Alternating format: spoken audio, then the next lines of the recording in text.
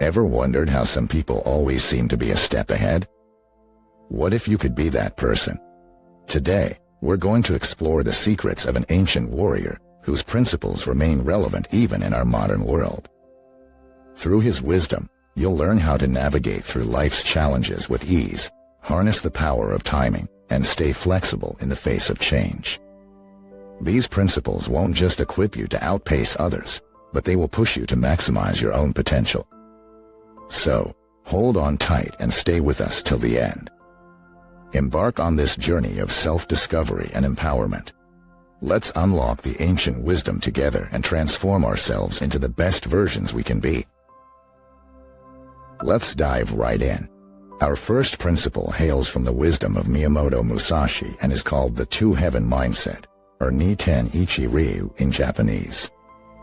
It's a concept that not only revolutionized the way of the samurai but continues to hold immense value in our lives today. In the literal sense, the Two-Heaven Mindset was applied to the art of swordsmanship, where Musashi instructed samurais to use both hands simultaneously, each holding a sword and each with its own purpose. This, however, wasn't just about the physical act of wielding two swords.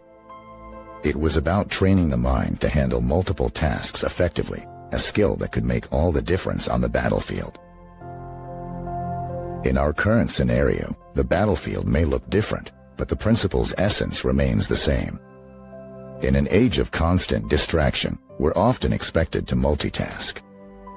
As much as people debate the effectiveness of multitasking, a certain level of doing so is practically inevitable in our lives. Here's where the Niten Ichi Ryu comes in handy. It encourages us to train our minds to balance multiple responsibilities efficiently without feeling overwhelmed. Think of it this way. Your mind is a stage, and your tasks are the performers. Now, if all performers try to take the spotlight at once, the performance will be chaotic and ineffective. But if the performers understand their own roles, their timings, and their significance in the grand scheme of the performance, the stage is set for a captivating display. So, how do you apply this principle in your life? Start with awareness. Understand your responsibilities and tasks. Prioritize them based on urgency and importance. Learn to switch between tasks, giving each one your full attention for the time allocated to it.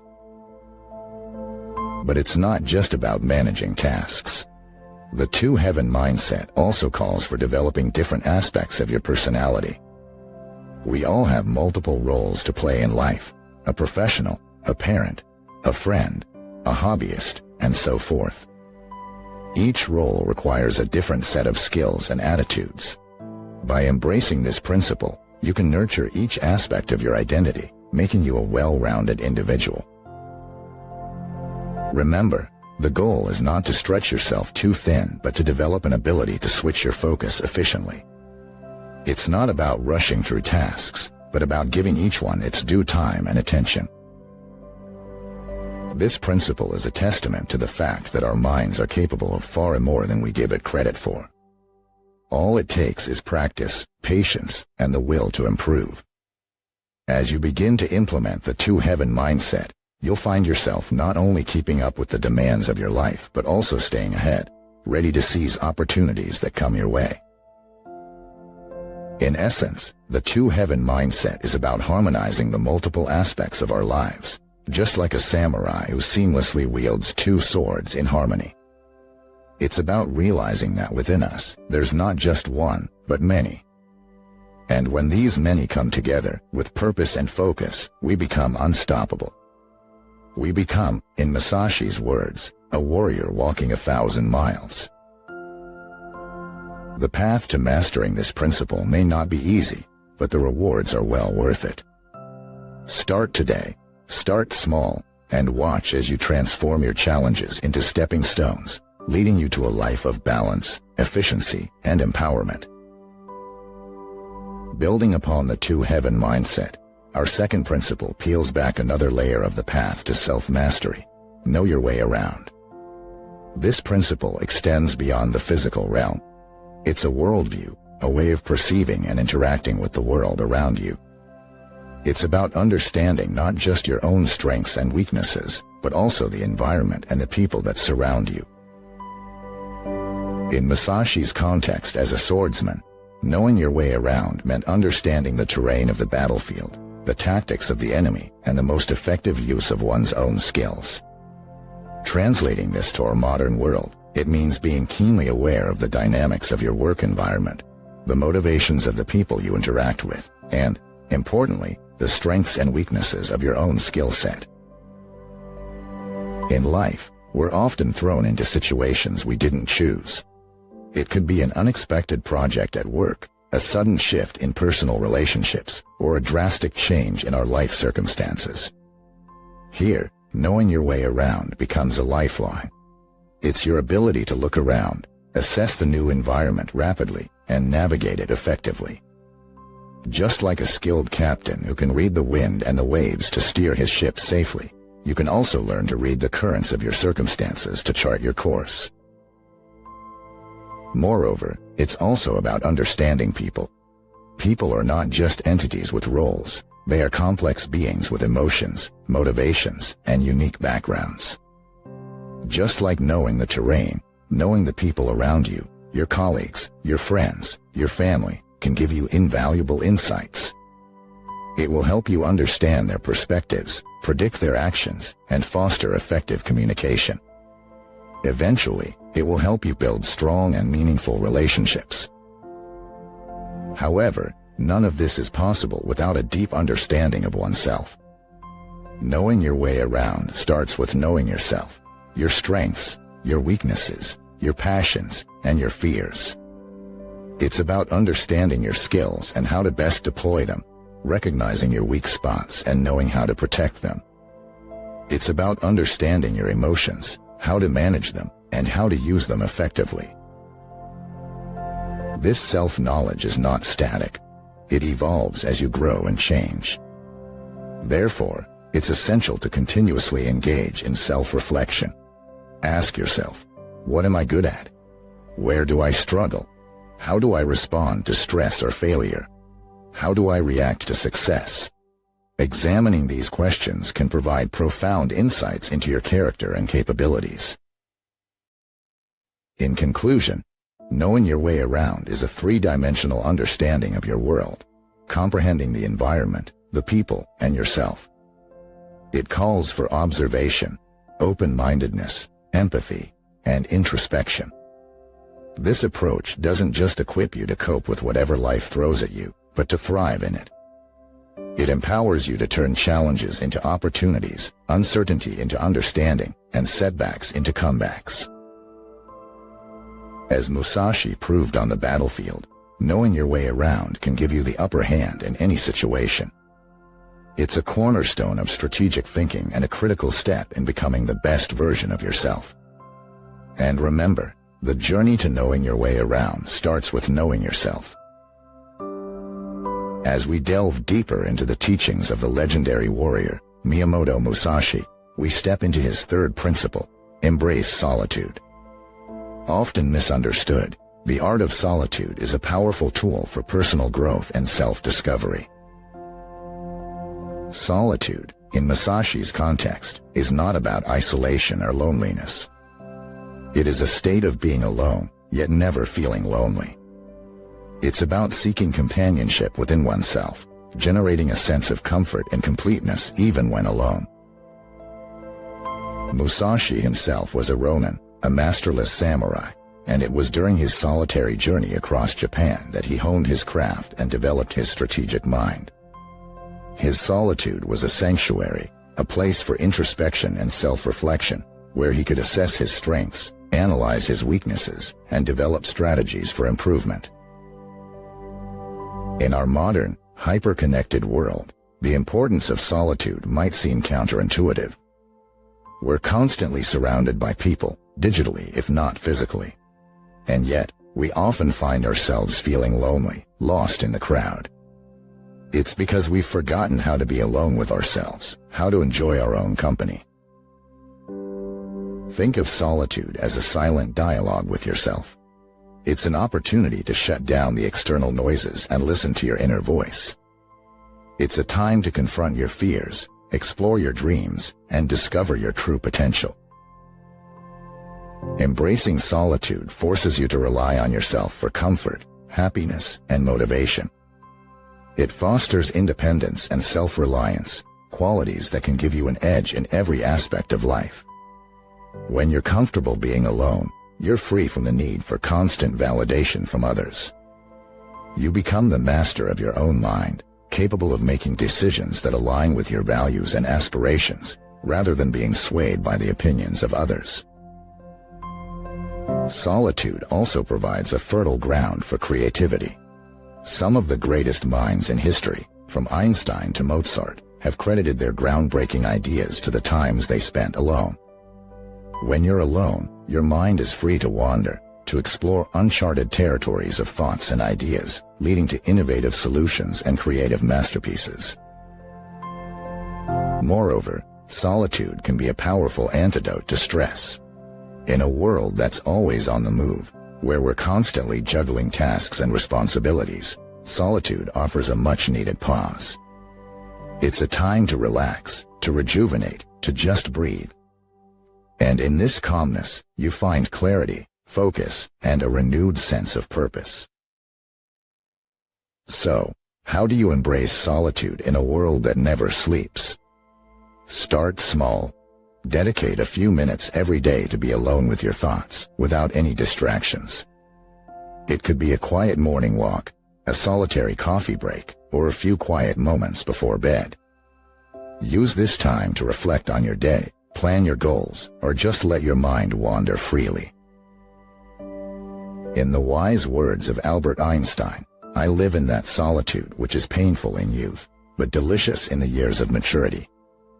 So, take a leaf out of Musashi's book and Einstein's life, and embrace solitude. You'll be amazed at the doors it opens in your mind and the paths it paves in your life. By mastering the art of solitude, you're not just learning to outsmart everyone else. You're learning to become the best version of yourself. Building on from our last point, here we step into an even deeper realm, the profound principle of perceiving what cannot be seen. Now, you might wonder, how does one perceive the invisible? It sounds like something out of a fantasy novel. But this is not about developing supernatural powers.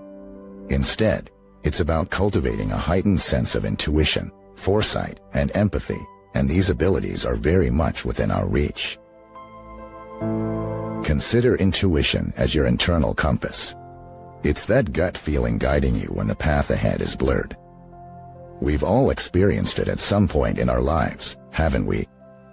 Like that time when something inside you said, "This is not right," even though everything seemed perfectly fine on the surface. Or when you felt an inexplicable pull towards a decision that didn't make much logical sense but turned out to be exactly what was needed. That's intuition at work. It's an innate part of us, but like a muscle, it needs regular exercise to grow stronger. Now, let's talk about foresight. It sounds similar to prediction, but it's not about gazing into a crystal ball. Foresight is about analyzing patterns, understanding trends, and learning from history. It's about gathering your past experiences, present knowledge, and future aspirations, and piecing them together to create a vision. It's about having a proactive mindset, taking charge of your life, and shaping your destiny, rather than just letting life happen to you. And then comes empathy, the ability to step into someone else's shoes, to feel their joy, their pain, their hopes, their fears. It's about understanding that each person is fighting their own battles and showing kindness accordingly. When we empathize, we connect at a deeper level, and such connections can be a powerful tool in our personal and professional lives. As you begin to nurture these skills, you'll start noticing subtle signs that you've overlooked before. You'll sense the undercurrents beneath the calm surface. You'll see the unseen, and this ability to perceive beyond the apparent will give you an edge in every aspect of life, be it your relationships, your career, or your personal growth. It's like discovering a hidden layer of reality, a deeper dimension of existence. Implementing this principle will not just help you outsmart others, but it will also make your journey through life richer, more fulfilling. Remember, life's greatest secrets are not always visible to the naked eye. They are often hidden, waiting for the perceptive mind to discover. If you're enjoying this journey of exploration and discovery, don't forget to hit the subscribe button. Let's continue this journey together, delving deeper into the wisdom of the ages and unlocking our highest potential. Stay tuned for the next principle, and until then, keep exploring, keep questioning, and keep growing. As we continue our exploration of the principles of Miyamoto Musashi, we arrive at an intriguing one: the art of staying unpredictable. The essence of this principle lies in the beauty of the unexpected. Think of a surprise party. Its joy lies not in the party itself, but in the surprise. Unpredictability can be a source of power and strength, a way to keep your competitors off balance and guessing. In the world of Musashi, it was about switching fighting styles mid-battle, using unconventional tactics, and keeping his enemies guessing. In our modern world, it translates into innovation, versatility, and thinking outside the box. To understand this, let's consider the business realm. Companies that are predictable often find themselves trailing behind in the competitive race. On the other hand, those that surprise us with groundbreaking technologies, innovative services, or novel marketing strategies capture our attention and market share. They are the game changers, the trendsetters.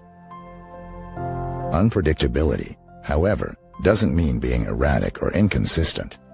It's about surprising others with your versatility and your capacity to adapt and innovate. It's about showing the world facets of yourself they've never seen before. It's about not being confined to a box and daring to tread unexplored paths. So, how do you cultivate unpredictability? Start by breaking the routine.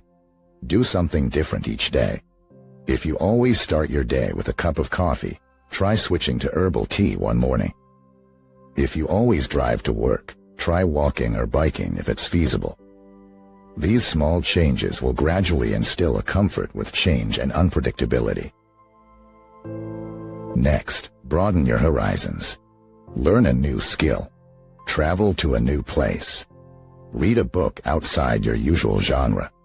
Each new experience, each new skill adds a layer of complexity to your personality, making you more unpredictable and versatile.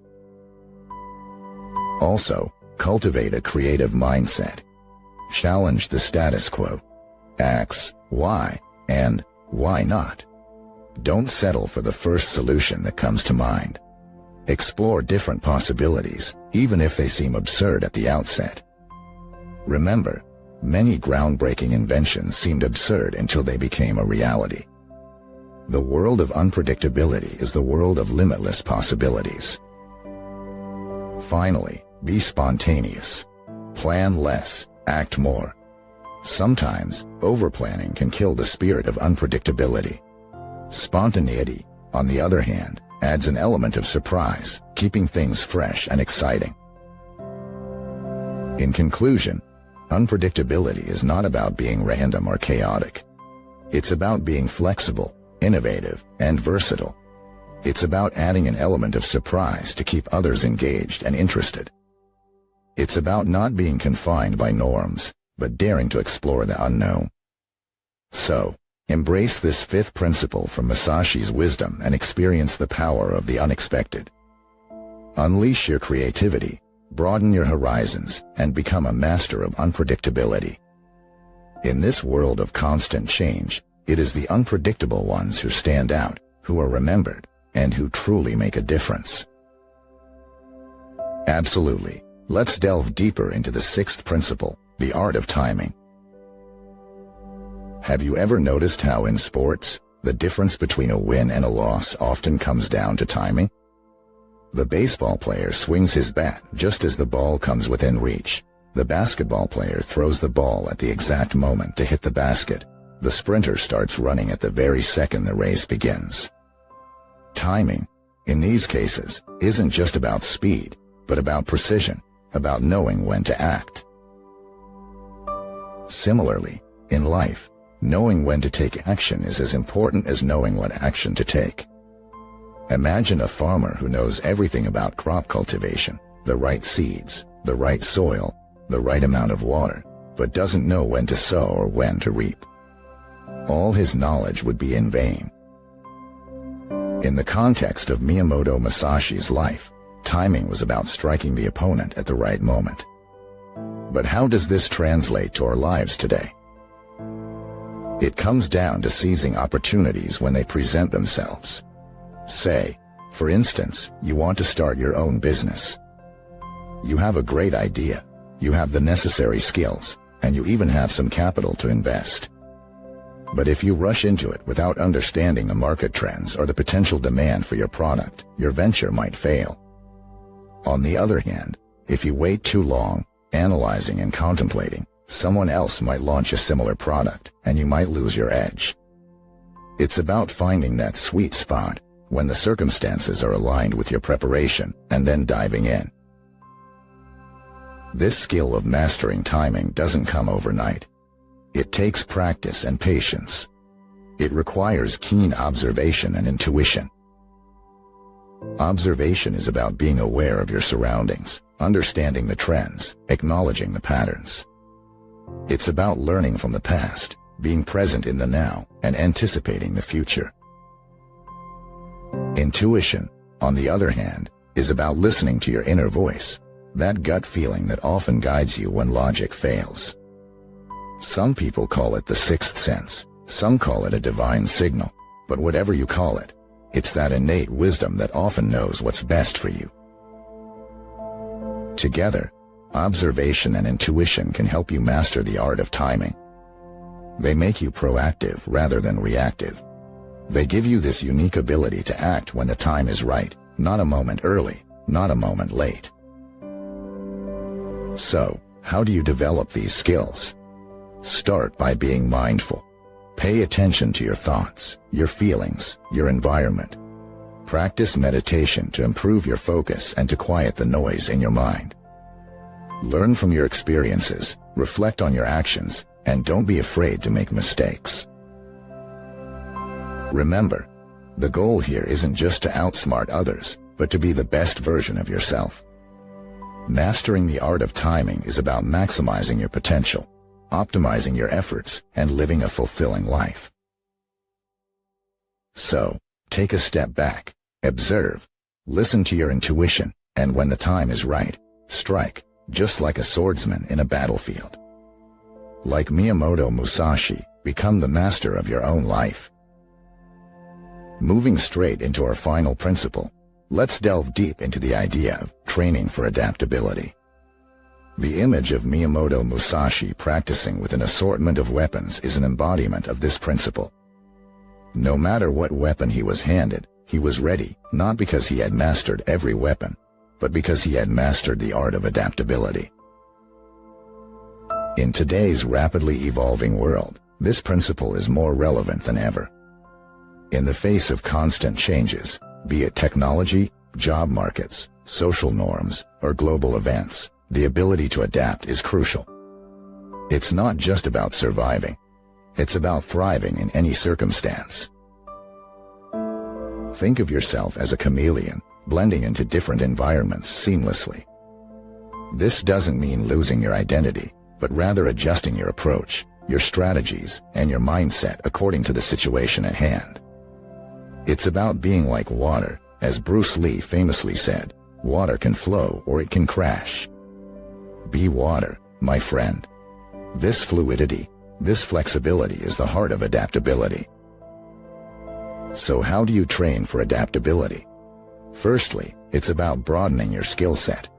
In the context of Musashi, this would mean learning to use different weapons. In our contemporary world, it translates to acquiring diverse skills. Learning to code, public speaking, data analysis, understanding human psychology, or even something as simple as cooking. Each new skill adds another layer to your adaptability. Secondly, adaptability requires an open mind. Holding on to rigid beliefs and ways of doing things is like trying to sail a ship with its anchor down. The world is an ocean of possibilities, and to sail through smoothly, you need to lift that anchor of rigidness. This requires embracing a growth mindset, seeing challenges as opportunities to learn and grow rather than threats. Finally, adaptability requires emotional resilience. Change, especially when unexpected, can be emotionally draining. It's like being in a battlefield, just like Musashi, where situations can escalate quickly. Emotional resilience helps you remain calm and composed, enabling you to make rational decisions. Training for adaptability doesn't happen overnight. It's a continuous process, much like honing a sword. But every effort you put into it is an investment that pays off in all aspects of life. It enhances your problem-solving capabilities, improves your decision-making skills, and most importantly, it gives you the confidence to face any situation. It prepares you for the uncertainties of tomorrow and equips you to turn those uncertainties into possibilities. In conclusion, the principle of training for adaptability is a powerful one. It's like the string of a bow, flexible yet capable of propelling the arrow towards its target with incredible speed and precision.